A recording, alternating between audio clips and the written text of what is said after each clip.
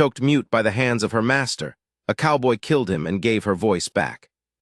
The deed was in my saddlebag when I rode into Caldero. Not mine. The man I carried it for had been dead 3 days. I'd wrapped him in his bedroll and left him under a cottonwood east of the Cimarron because the ground was too hard to dig and I had nowhere else to be. The deed was to 40 acres nobody wanted. I didn't know what to do with it, so I just brought it along. Caldero wasn't much. A water trough green with algae. A mercantile with a warped porch board that bowed under my horse's nose when I hitched her. 3 or 4 buildings trying to look like a town and not quite making it. I'd been riding for 9 days on poor water, and I needed a meal and a night's sleep, and maybe someone to take that deed off my hands before I moved on to wherever I was moving on to. The place that passed for a saloon had no sign, just a lantern hung outside and the sound of somebody playing a fiddle badly. I went in. She was carrying a tray of glasses and she moved wrong. That's the first thing I noticed. Not the way a tired woman moves, not even the way a scared woman moves, something different. Like she was always listening for a sound behind her. Slight, dark-haired, couldn't have been more than 25. She set the glasses down without looking at the man who took them, and when he said something to her, some fool thing, I didn't catch it. She just nodded and turned away. Didn't speak. I thought she was shy. I ordered a meal and whiskey and sat in the corner booth where I could see the door, which is where I always sat. The food came. The same woman brought it, beans and salt pork, the tortillas still warm from somewhere, and when she put it down I said thank you and she looked at me a little sideways, like the words surprised her. She moved off without answering and I thought nothing more of it. The man behind the bar was named Dolph Rieneur. I learned this later. At the time I only knew him as the man who owned the room because men like that own the room without announcing it. You feel them the same way you feel a change in weather. He was thick-set, going gray, with hands that looked like they'd been broken and set wrong more than once. He watched the woman the way you'd watch a dog you'd trained by hitting. I ate my meal. She came back for the plate and Rieneur said something from across the room, just her name, Marta, nothing else, and the way she stopped walking. The way her shoulders went. That's when I understood it wasn't shyness. I'm not a man who gets involved. I want to say that plainly. I've ridden through worse than Caldero and kept my eyes on the road out. A man who puts himself between other people's trouble and the door it came from doesn't tend to live long enough to get old. I knew what I was seeing and I ate the last of the beans and poured the whiskey down and told myself it wasn't my concern. I got a room above the stable from a one-armed Mexican named Ortiz who asked no questions, and I was grateful for that. Laid out my bedroll on a straw tick that smelled like a horse had recently occupied it, which one probably had, and stared at the low roof and listened to the town wind down. A dog somewhere, the creak of a wagon, the fiddle from the saloon, then quiet. I didn't sleep much. I was in the mercantile the next morning when she came in. There was a boy with her, 8, maybe 9, dark-eyed, serious in the way children get serious when they've learned early that the wrong sound at the wrong moment has consequences. She was looking at Flower and the boy stood very close to her, not holding her hand, but nearly. Some kind of shadow arrangement between them. The woman who ran the mercantile, heavyset, a long face, rings on 3 fingers, said something to Marta in Spanish and Marta answered in kind, only she answered on a small piece of slate she carried in her apron. Wrote her answer and held it up. Quick and matter of fact, like this was just how things were done. The mercantile woman read it and called out a number and went into the back. I was standing too close to pretend I hadn't seen. She looked at me. I didn't look away, which maybe I should have. I said, "You can't speak." She shook her head. Then her chin came up the smallest amount, like she was waiting to see what I'd do with that. I said, "I'm sorry to hear it," and turned back to the tobacco I was looking at. I felt her watching me after that, not for long. Then the boy said something low, and she wrote on the slate and they went out. I found out the rest in pieces. Ortiz told me some of it that night, in the economical way a man tells a thing when he doesn't want to be overheard making trouble. Marta Salinas had been working for Dolph Rieneur for 3 years. Started after her husband died. The fever that had taken half the town that winter left the boy without a father. She'd had no money and Rieneur had offered work and a roof over the boy's head. What she didn't know, Ortiz said, or maybe what she couldn't afford to know, was that the room came with conditions she hadn't agreed to. He paused and spit into the straw. She could speak when she came to Caldero, he said, high, clear voice. You could hear her laughing from across the street sometimes. She had a way of singing under her breath when she was working. He didn't finish that, didn't need to. I sat with it a while. The lantern burned low between us. I could hear horses shifting in their stalls. I thought about the dead man under the cottonwood and the deed in my saddlebag that nobody wanted, and I thought about the road east that I'd been planning to take in the morning, and I thought about the boy with the serious eyes standing like a shadow beside his mother. I asked Ortiz what Rioner's situation was, whether he had men. Ortiz looked at me for a long moment, then he said two, one of them is his nephew. I said all right and went to sleep. What I'm going to tell you now I'll tell straight because there isn't a way to dress it up that makes it more than what it was. I'm not proud of the part where I came close to riding out anyway. That was the morning of the second day. I had my horse saddled and the saddlebag buckled, and I sat there in the stable looking at the door and feeling the particular kind of cold you feel in your chest when you know what the right thing is and you're about to do the other thing instead. I don't know what stopped me. Maybe it was the boy. Maybe it was the sound of her, the silence of her, the way she'd held her chin up when I looked at her too long. Maybe it was just the fact that I had nowhere to be. I unsaddled the horse. I didn't have a plan so much as a sequence. I went to the saloon at mid-morning when it was mostly empty, and I told Rioner I was looking for work. Range work, not bar work. I said I'd heard the territory east of Caldero was unsettled, and asked if he had land in that direction that needed managing. He was suspicious the way men who have things to hide are always suspicious, reading angles into a straight question. But he was also greedy. I could see that in his face. And after a while his greed beat his suspicion, and he said he had 30 acres east that a man could run cattle on if the man could handle the water problem. I said I could probably handle a water problem. He poured me a drink without me asking, which told me he'd already decided yes, and was just making it look like a conversation. This part was slow. This part was 3 days, maybe 4. I fixed the water problem east of town, which turned out to be a silted channel from a spring, and I came back in the evenings and took my meals at the saloon and did not look at Marta Salinas more than a man would naturally look at the person bringing his food. I was careful about that. Rioner watched everything, and he was not stupid, only cruel, which is its own kind of intelligence. But she figured it out before I did anything. The 4th evening she came to the stable.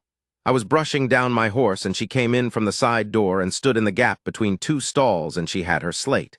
She wrote on it and held it up, and it said, "Why are you still here?" Not a question, a test. I thought about what to say. I said, "I've got work here yet." She wrote again, "Rioner doesn't keep men on. He has a reason to keep you." I said, "Maybe I've given him one." Her eyes were dark and very still. She wrote, "I know what you're thinking, don't." I said, "What am I thinking?" She wiped the slate and wrote slowly this time, like she was choosing the words with some care. "You'll get killed or he'll hurt the boy." Same thing I've told every man who looked at me like that. I asked how many men had looked at her like that. She wiped again, 2, 1 left, one is buried east of town. I was quiet, she waited. The horse moved and I put my hand on her flank and she settled. I said, "I'm not those men." Marta Salinas looked at me a long time. Then she wrote on the slate one more time and held it up close, the way you do when you mean it. Prove that differently. She left before I could answer. The thing about a man like Dolph Rioner is that his kind of power depends on nobody watching. Every bad thing he'd done to that woman had been done in the particular dark that comes from everyone agreeing not to look. The town of Caldero had agreed not to look. Maybe they were afraid, or maybe they'd just gotten used to the arrangement, or maybe they told themselves it wasn't their business the same way I'd been telling myself it wasn't mine. But that agreement, that looking away, was the whole structure. Take it apart, and there was nothing underneath. I took it apart on a Saturday, because Saturday was the one day Caldero had people in it. I went into the saloon at midday. I ordered a whiskey. When Rioner came to the bar, I paid him for the week's work, and I said, loud enough for the room to hear, that I'd noticed the woman who worked for him couldn't speak, and I'd been wondering how long she'd been that way because she hadn't struck me as someone born mute. The room went quiet, not sudden quiet, the slow quiet of people deciding whether to pretend they hadn't heard. Rioner's face changed. He said something low and ugly, and his hand moved toward the bar's edge. I said, "The boy knows. Whatever you're thinking about doing next, the boy is watching from the stairs." Rioner looked.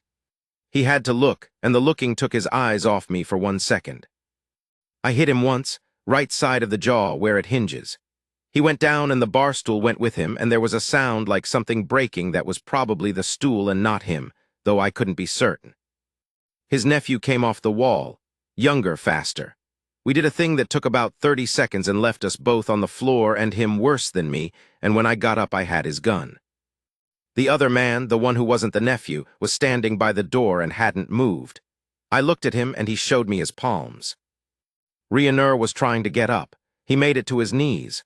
His face was a mess of blood from where his mouth had cut against his teeth. He was looking at me with the specific look of a man who's been the biggest thing in the room for so long, he doesn't know what to do in a room where he isn't. I squatted down to his level because I wanted to say what I said to his face.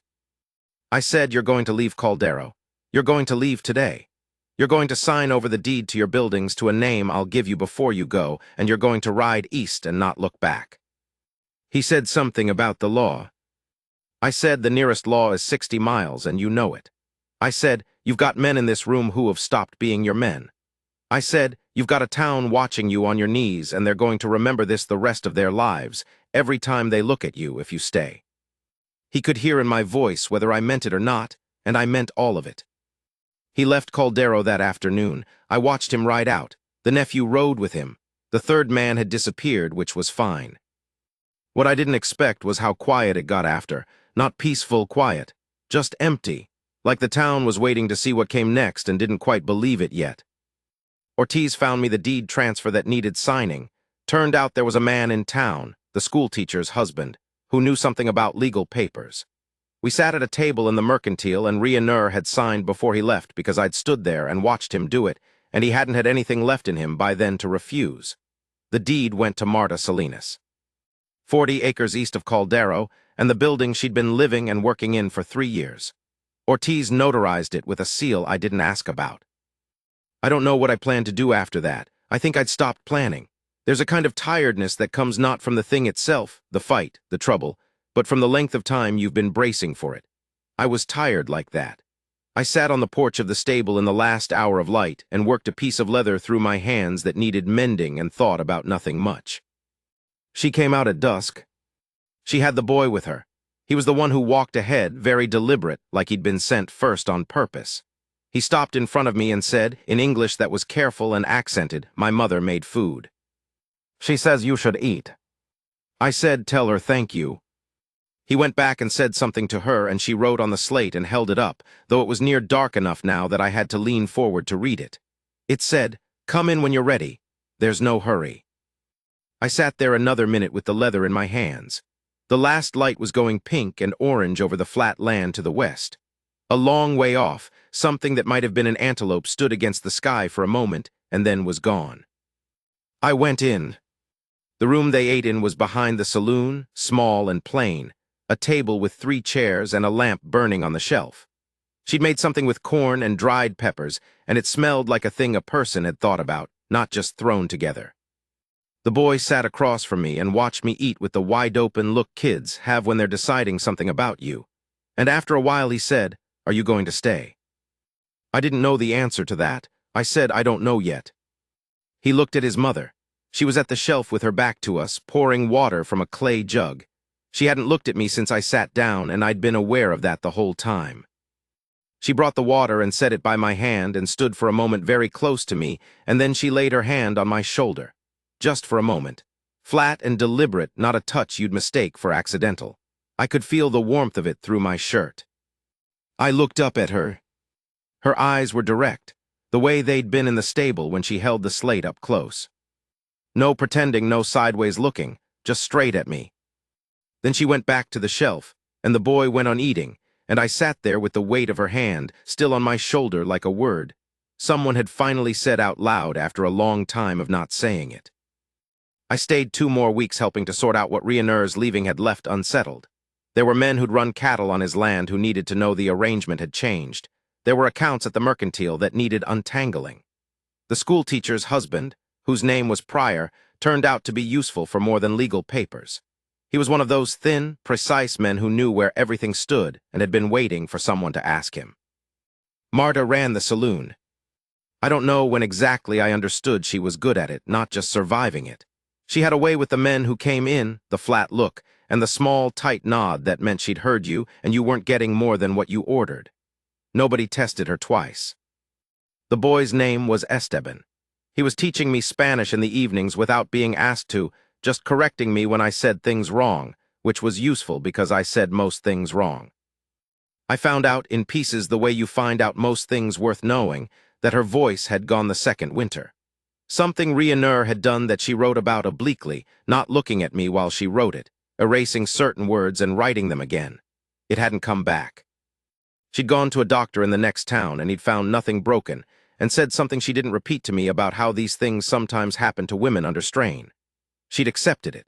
She'd built a different way of being in the world, slate and hands and eyes, and she moved through it with a kind of ground-level practicality I recognized as the same thing I'd been doing my whole life, which is just making do with what you've got and not spending much time on what you haven't.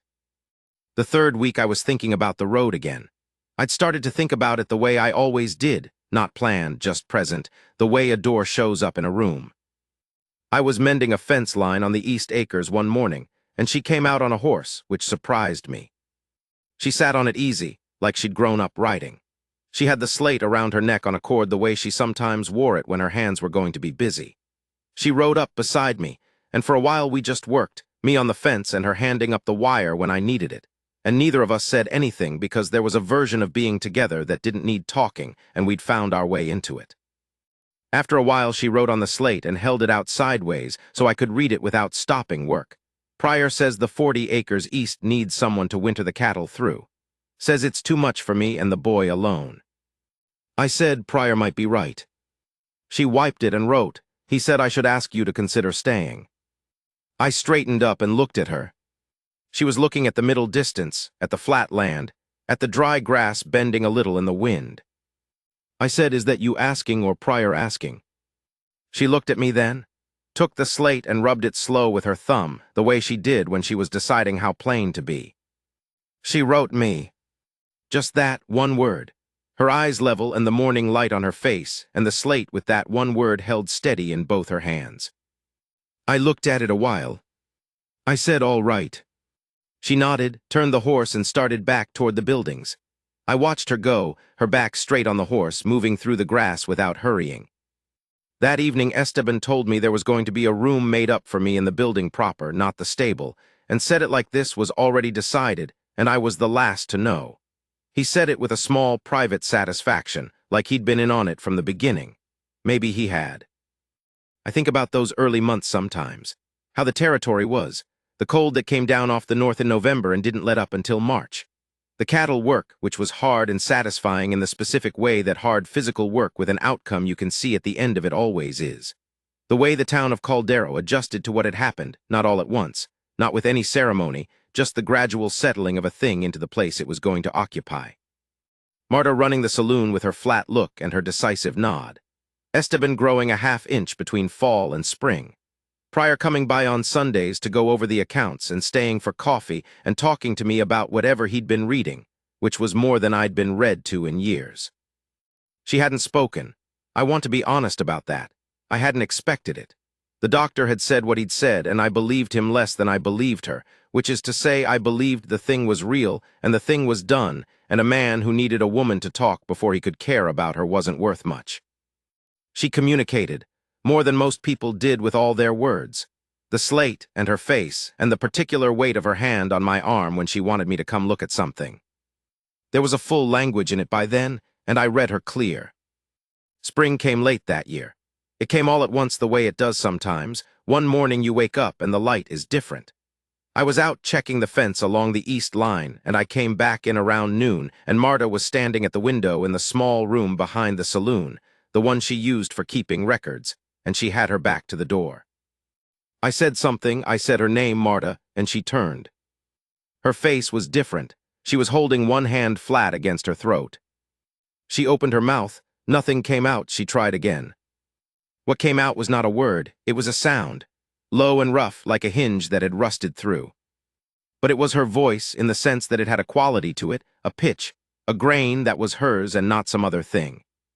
She made the sound again, and her eyes went wide at the making of it. Esteban came in from somewhere. He'd heard or felt something, the way children do, and stood in the doorway looking at her. She looked at him, she looked at me. Then she looked back at her son and she said his name, barely a word, rough and uncertain and not right, the way a thing is not right when it's been too long unused. But a word, his name. Esteban didn't move for a moment. Then he crossed the room fast, and she caught him and held him, and I stood there in the doorway looking at the two of them. And I'll tell you plain that I am not a man given to strong feeling in the visible sense, and I had to look at the floor for a while. She didn't get all of it back right away. It came in pieces over weeks. First sounds, then short words, then sentences that trailed off and started again. The voice was different from what she'd had before, lower, a little rough at the edges, like a road that's been washed out and filled in again. But it was hers. The first time she said my name to me, I was at the fence again. She'd come out with coffee and she handed it to me and then she said it. Just my name. Dan, quiet, like she'd been saving it. I took the coffee. I didn't say anything because there was nothing to say that wouldn't come out smaller than the thing it was trying to be. She stood there beside me and we looked at the land for a while. The grass was coming in. There were cattle on the far side of the pasture, moving slow the way cattle move when there's nothing pushing them. The sky was the particular blue it gets in May on that part of the plains, high and flat and very clear. She said it's good land. I said it is. She said I used to think I'd leave. I waited. She said I don't anymore. I turned to look at her. She was looking at the land, not at me. Her jaw was set the way it got when she was being plainly honest. The coffee was warm in my hands, and the fence post I'd just reset was solid in the ground, and behind us the building stood that was hers now, deed and all. She looked at me then, that straight look, and she smiled, which she did not do often enough that you could get used to it. I put my arm around her shoulders. She leaned in just slightly, not far, not soft, just the particular amount of a woman who has decided something and is comfortable with the deciding. We stood like that in the spring light looking at the 40 acres east, and the cattle moving through the new grass, and I felt the weight of her against my side, and thought about the dead man under the cottonwood who'd left me a deed I didn't know what to do with, and how strange it is, the way a life turns. I never did figure out where I'd been headed before I rode into Caldero. I quit wondering about it.